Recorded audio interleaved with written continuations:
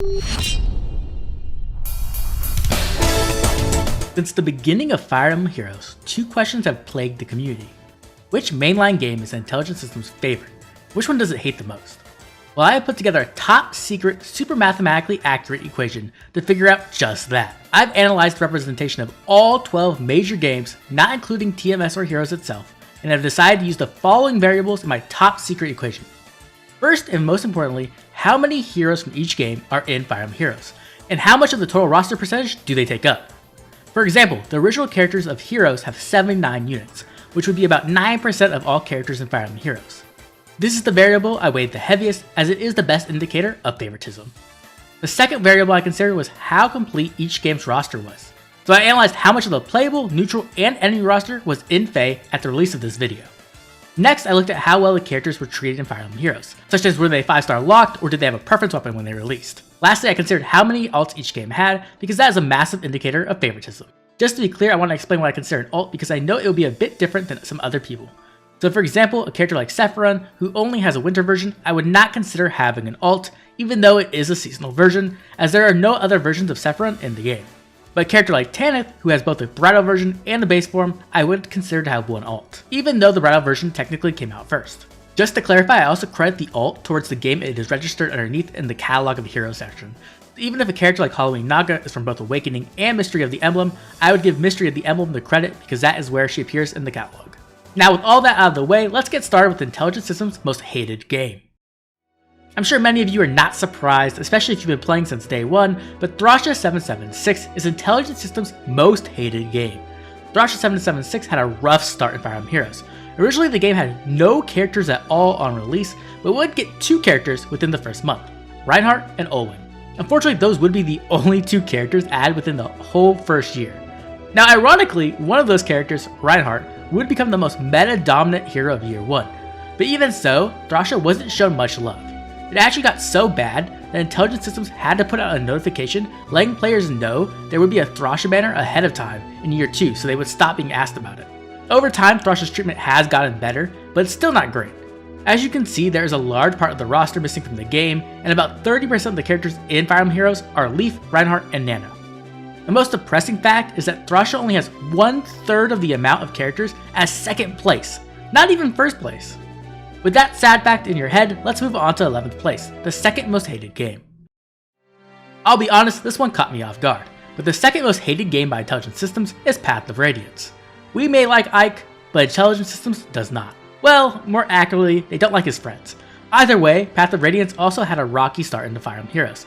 It also had no characters on launch, but unlike Thrasha, who would get characters added within the first month, Path of Radiance had to wait over 2 months before getting a single character into the game. Path of Radiance has been in a rocky position throughout its history in Fae, constantly having to share banners with Radiant Dawn, which has led to overall having a small amount of characters in Fae coming in only at 40, which is abysmally low for 6 years of banners. And even then, a lot of the characters, 8 to be exact, are actually stuck in Altel. The only character who has been treated well is Ike himself, who represents 10% of all Path of Radiance characters in Fae, and is the only character to have 2 resplendent skins.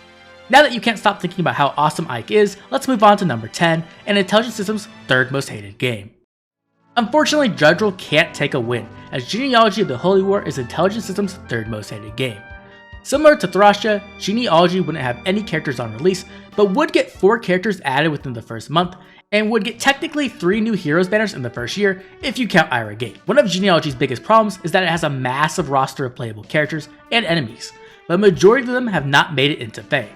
Compound that with the fact that Genealogy didn't get a single alt until the 3rd year, and you begin to see how poorly this game is actually treated. But that's not to say there isn't any positives. After all, Genealogy is tied for the second most legendary heroes in the game, and a majority of the characters added from Genealogy do get some special treatment, such as a majority of them having preference weapons, and several even having preference skills. Hopefully, in the future, Genealogy will get the love it deserves, as long as it's not another legendary Sigurd situation. Coming in at the 4th most hated game is Radiant Dawn. Unlike Path of Radiance, this was not surprising at all. Just like the games before it, Radiant Dawn had no characters on release and would only receive 6 characters throughout the first year. Throughout the years, Radiant Dawn has been treated less than great. It's a game with a large cast of characters, but less than half have been added into Fire Emblem Heroes over the years. Not only that, the game has very few alts, and a majority of them are Micaiah. In fact, 12% of all Radiant Dawn characters are Micaiah. It just gets worse from there, with 8 characters in Alt Hell, tied for the second most with Path of Radiance. The only silver lining is that Radiant Dawn does have the most mythic heroes in Fae from any mainline game, but that's where the good news ends. As the worst thing is that Radiant Dawn is the game that has gone the longest without a new heroes banner, clocking in over 3.5 years now. With that in mind, you may be thinking, how is Radiant Dawn even this high on the list?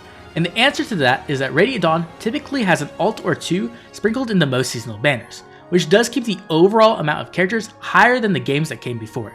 Now that you are Radiant depressed just like me, let's move on to number 8. Shadows of Valencia makes its way in at number 8. Unlike the games before it, Shadows of Valencia has for the most part been treated quite well. There have been years where it didn't receive a ton of new banners, but even so, a majority of the playable cast has made it into Fae. Not only that, Echoes has double the amount of ults that Radiant Dawn had, and only a mere 2 characters in Altel. While a large portion of the characters in Fae are Celica and Alm, that's not to say other characters haven't been shown some love. Though I would be lying if I didn't say I'm still waiting for a Bowie and May ult. One really cool fact is that Valencia characters were actually added into Fire Emblem Heroes even before the release of the remake, and the game had 4 banners over the first year, which is quite good. Now that we are finally on the upturn, let's jump straight into number 7.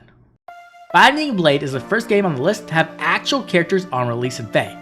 In fact, it had 11 characters on release, a major upgrade from the 0 the games before had. Binding Blade has a very solid amount of the cast in the game, and even has a healthy alt count, though Roy and Lilina make up more than 15% of the characters in Fae.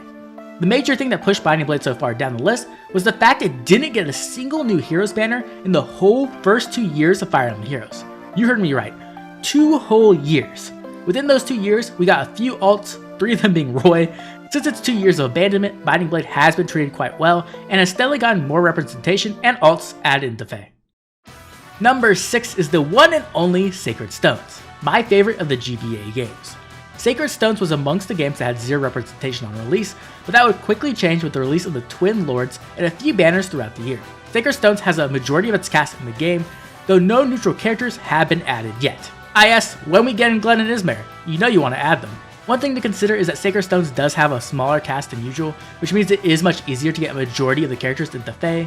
When it comes to alts, Sacred Stones does have a healthy amount, but 20% of the characters are Erica and Ephraim, so I would like to see more love towards other characters like Ross. Interestingly, Sacred Stones has no mythics in Fire Emblem Heroes yet. I'm really looking forward to the day where Mortis gets added and has a badass model like Asker or Embla. The first Western Fire Emblem, Blazing Blade, is Intelligent System's 5th favorite game. Blazing Blade had an amazing release roster with all 3 Lords, Eliwood, Lyn, and Hector in it. It has a respectable 61% of the total cast in Fire Emblem Heroes, though there are some major notable missing characters, such as the main villain Nurgle, and the most badass old man sage ever, Athos.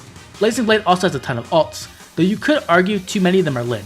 In fact, Lyn is tied for the most alts in the game with Camilla, but notably Lyn has a Resplendent skin while Camilla does not. Speaking of Resplendent, Blazing Blade is tied for the most in Fae at the time of this recording.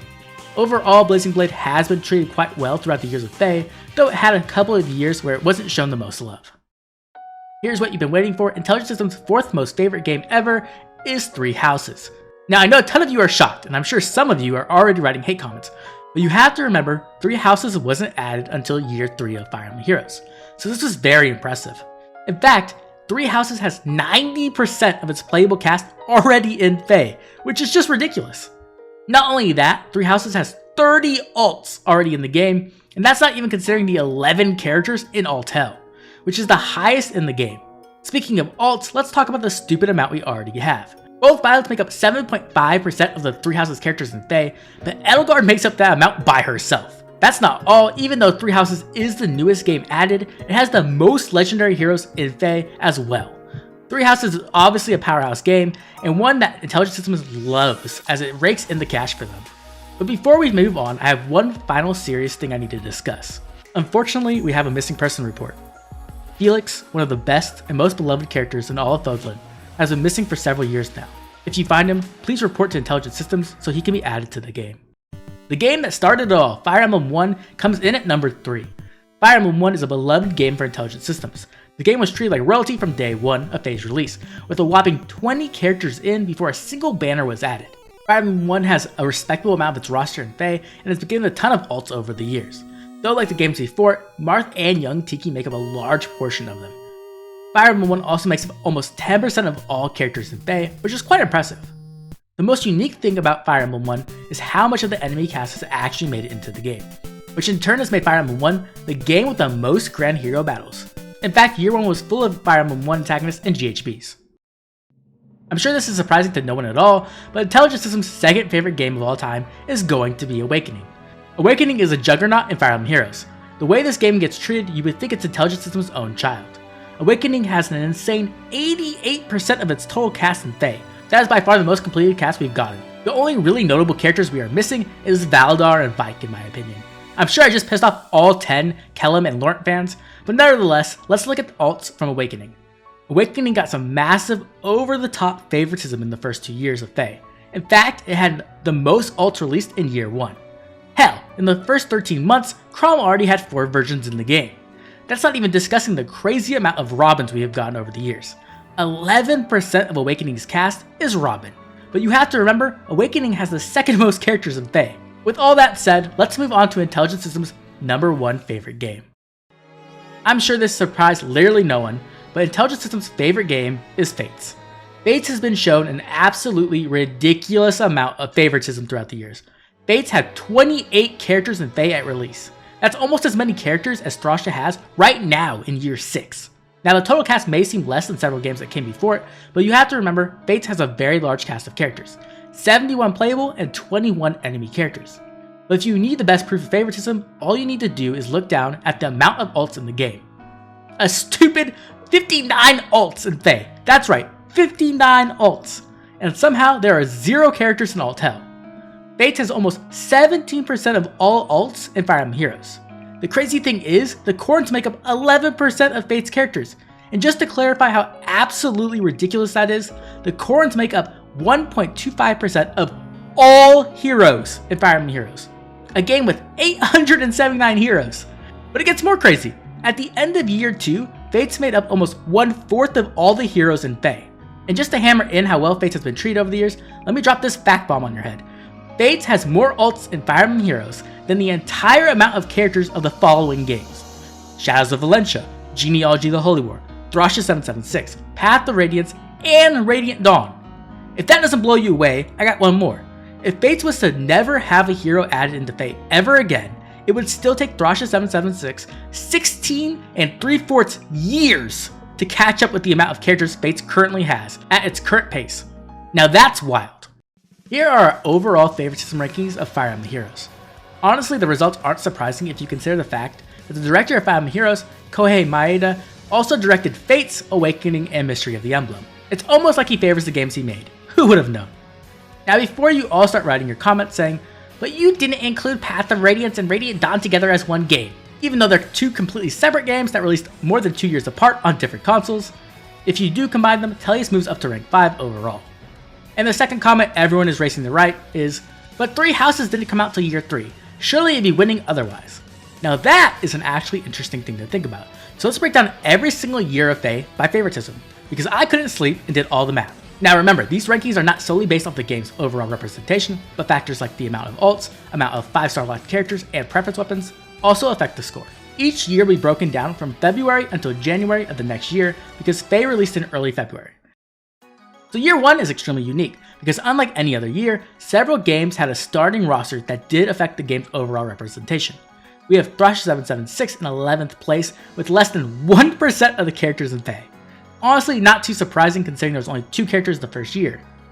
In 10th place, we have Radiant Dawn, which is almost in a worse situation than Thrasha, but did get a banner in January 2018, right before the cutoff.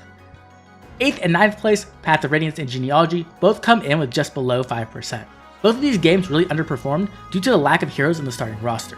6th and 7th place are in a bit of a weird situation, where Blinding Blade technically had more heroes in the game than Sacred Stones, but Sacred Stone's characters overall got more favoritism with preference weapons and being 5-star locked, while Binding Blade was mostly composed of demotes. In 5th place, we have Shadows of Valentia, which had an amazing year. This is most likely due to the remake launching that year and them wanting to promote it with lots of banners and powerful characters. After that, we have the Western OG, Blazing Blade in 4th place. Blazing Blade had a decent starting roster and got a big banner in the beginning of Year 1. It also had very high quality 5-stars like Hector amongst its cast. 3rd place is where we see the first big gap with Shadow Dragon having almost 5% more representation than 4th place. This was mostly due to the extremely large starting cast it had in Fae, but it also had a ton of Grand Hero Battle units added as well. Year 1 was known for the Awakening favoritism. Awakening had 19 heroes on release and a whopping 16 alts added throughout the year. It had more alts than most games had in their entire roster. But number 1 is going to be Fates. Fates had the most characters on release, a new heroes banner, and somehow still got 13 alts. As you can see, Fates had over 22% of the characters in Fae, completely dominating the lower places. Now year 2 was honestly more the same, though a few games did get their chance to shine. In last place we have Path of Radiance, which only had one character released the entire year, Bridal Soniki. Unfortunately, year 2 is where we can see Binding Blade really take a hit. Not receiving a new heroes banner for 2 years drastically dropped its placement. After year 1 being a celebration of Shadows of Valentia, year 2 was much more calm, with the game only receiving 4 heroes that year, 2 of them being Celica alts. Thrasher comes in at 9th place, but in all honesty this doesn't make the best depiction of what really happened. The new heroes banner with Leaf just barely made it into year 2, saving Thrasher from another low ranking. After being dominant in year 1, Shadow Dragon dropped 4 places. It didn't receive any new hero banners, though it did get several alts throughout the year. Just like Thrasher before it, Intelligent Systems had to put out a notification to calm down angry Radiant Dawn fans, telling them that the heroes would be out soon. Our Beast banner just barely made it into the end of year 2, saving Radiant Dawn from last place. Genealogy had a great year, with 2 new heroes banners including the release of the infamous Lewin. Ephraim Dev put in work to get Sacred Stones in the 4th place, with 3 new Ephraim alts throughout year 2. Blazing Blade moved up to 3rd place with its plethora of new alts such as Legendary Hector, Legendary Lyn, and the infamous Brave Hector. And then, just like the year before, Awakening would take 2nd place, this time with less alts but with more new heroes banners. And then in 1st place, Fates had its most dominant year ever. Fates released 30 new units in year 2, 21 of them being alts. Camilla got 3 new alts in 1 year. The Fates favoritism got so bad, people were protesting everywhere. People were pissed off. So much that many trolls jumped onto the Brave Camellia train just to watch the world burn as she won. Year 3 would be the most balanced year we've ever had in Fire Emblem Heroes. Intelligent Systems had pissed off so much of the player base, they decided to finally start releasing characters for games that weren't just Awakening and Fates. In 12th place we have Genealogy. Unfortunately, Genealogy didn't get the most love, but even so, it got 1 new heroes banner and their first alt with Legendary Julia. All the way down in 11th place we have Awakening. Awakening took a massive hit this year, but even so it still did much better than other games that were in 11th place in the years before it. In 10th place, Shadow Dragon once again declined in the rankings, even though it had more characters released in year 3 than year 2. 7th through 9th place, technically tied in representation, but Ephraim Dev had to chill this year and only released 1 Ephraim alt instead of 3, so Sacred Stones dropped down to 9th. Radiant Dawn finally had a more consistent release this year, with 1 new hero banner and 2 new mythics, but unfortunately this would be the last new heroes banner we'd ever receive for Radiant Dawn. Thrasher continued to shine in 7th place with a new heroes banner featuring Marita, and even got a few alts of Reinhardt, Leaf, and Ishtar. Now remember when I said Intelligent Systems had to release characters for games other than Fates? Well, I lied. Fates still came in 6th place with 10 more characters, 6 of them being alts. Path of Radiance had a great year full of alts for the likes of Ike, Sword, Mist, Nephany, and Titania. Even Grail was able to make it in the game, though it was a Valentine's alt. Blazing Blade dropped 1 place but stayed strong with more Lyn, Hector, and even 2 Eliwood alts.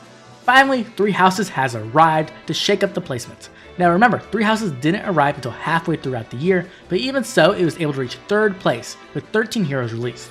This would be a small indicator of things to come. Surprisingly, 1st and 2nd place tied with representation. Binding Blade had a great year. It finally got 2 new heroes banner and even a Legendary Royal.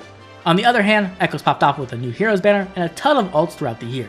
Year 3 would be our last semblance of balance, as year 4 would be a return to favoritism. Unfortunately, Thrasher will lose all the progress it had gained and drop all the way back to last place.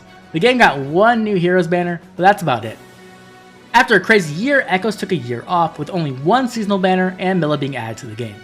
After a great showing the past few years, Blazing Blade lost most of its footing and plummeted to 10th place. But don't worry, Lyn still got a new ult. Path of Radiance once again dropped to the bottom of the rankings, but at least Jill got added to the game, so I'll forgive it. Awakening began its climb from the bottom this year, making some progress by releasing some powerful alts like Legendary Crawl. Genealogy had an average year, though it would get its first seasonal banner, featuring our first ever Dancing Cav, Duo Sigurd. Sacred Stones finally started releasing characters other than Ephraim and Erica this year, which was nice as we got amazing art like Fallen Leons. Binding Blade continued to get solid support with new heroes banners, and even a Legendary Lilina ult. Radiant Dawn finally had a good year. though it would completely be due to the amount of seasonals that we were getting sprinkled onto every single banner throughout the year. Now, were you sad Fates only got 6th place last year? Don't worry, it's back at 3rd, with 8 more new alts, including more Corrin alts. Fire Emblem 1 finally made a comeback this year, with 16 new heroes. Notably, we celebrated its anniversary with the first ever children's banner. 3 houses showed up big in year 4. It completely dominated every other game, with 27 new characters, 11 of them being alts already. Intelligent Systems was putting in overtime to pump out as much 3 houses as possible, and year 4 wouldn't be the end of it. Year 5 would be a notable one due to the immense amount of power creep, but also for the games that would bring it. Thrasher remained in last place yet again, cementing Intelligent Systems' hate for it. Then we have Path of Radiance once again getting almost no love. Its only banner of the year had to be shared with the hero's original character. Surprisingly, Blazing Blade wasn't able to recover and remained in 10th place. Also, there was no Lyn ult this year, which was a first. Echoes had a pretty average year with just 1 new banner. Binding Blade followed suit with its 1 banner, but also got some additional ults. Fates finally dropped down to 7th place, but even so, both Corrins got a new ult that year. Genealogy finally got its time to shine. Unfortunately, that came in the form of Legendary Sigurd and friends who killed the meta and terrorized the populace. Radiant Dawn had yet another year full of seasonal versions of characters and more Micaiahs, something that had become the regular for Radiant Dawn. Awakening finally made its return from the bottom of the charts with new heroes such as Flavia and Yenfei, and new ults for Robin and the Morgans. Year 5 was the year Ephraim Dev transformed into Erica Dev, and launched a campaign of Sacred Stones ults. And of course, 3 houses destroyed everyone and everything for the 2nd year in a row. 3 houses had almost double the representation of 2nd place, with 28 heroes being released, including 13 new ults. We have finally reached year 6, which is the current year, and it's not complete yet, so these rankings will definitely change. Notably, we can see that both Telly's games are down in last place. Radiant Dawn did not receive a new heroes banner in 3.5 years, and it's definitely starting to hurt. Just a few more seasonal alts and a new ult to Micaiah. Path of Radiance got the child banner this year, but that's pretty much all it's been. Sacred Stones had a great banner in January, but that was technically year 5, so really can only look at the seasonal alts we got this year, which was more Erica as expected. Even though Thrash is only at 5%, it had a great year, just due to the quality of heroes released. Legendary Nana is amazing. Genealogy is right there alongside it, with many great quality heroes like Brave Seliph, who has been destroying the meta. Then we have Fates all the way down in 7th. But don't worry, we got 2 more Corrin alts, and even a Camilla ult, which is kind of crazy when you consider it's been 3 years since the last one. Valencia had an alt-centric year, with new versions of Delthea, Sonya, and of course Celica. Fire Emblem 1 finally got Medius added to the game, which was a very nice surprise. We also got new versions of Sheeta and Young Tiki, of course. In 4th place, Blazing Blade finally made a return to the top, of course alongside a new powerful Lyn ult. Personally, I'm happy to see that Ninian got a lot of love this year. Binding Blade made it up to 3rd place with its plethora of new banners and even a new Roy ult that is actually good. After 2 years of dominance, 3 houses finally has been dethroned. But most notably, you can see 3 houses representation has drastically dropped by almost 50%. It seems Intelligent Systems' favoritism for 3 houses is on the decline. And Awakening finally takes the crown this year. We have gotten 2 extremely powerful versions of Chrom alongside 2 new female Robins and so much more. This could be due to Awakening's anniversary, but either way, Awakening has definitely shown up this year, not just in quantity, but also in quality. So after analyzing all this data, what do I think about Intelligent Systems' favorite and most hated games? I do think Fates is absolutely their favorite. There was only 1 year it really underperformed, and even then it wasn't by much. While 3 houses definitely had 2 insanely dominant years, neither year matched up to the performance of Fates in year 1 or 2. 3 houses has been on a major decline this year, not to say it isn't doing extremely well, but it's nowhere near the numbers of year 4 or 5, and with Engage literally around the corner, I don't expect it to get the spotlight next year either. When it comes to the most hated game, it has to be Thrasher 776. The game has been treated horribly for several years, and represents such a small portion of the Fae cast. I do think that both Telly's games aren't treated the best, but that can partially be attested to the shared roster the games have. Hopefully Radiant Dawn finally gets more characters in the game, considering so much of the cast is still missing, but I won't be holding my breath. This video took a ridiculous amount of time and research to put together, so if you enjoyed it, please drop a like and subscribe, and if you want to watch another video full of nostalgia, go check out my most meta hero by year video. This has been Oblivion, I'll catch y'all later.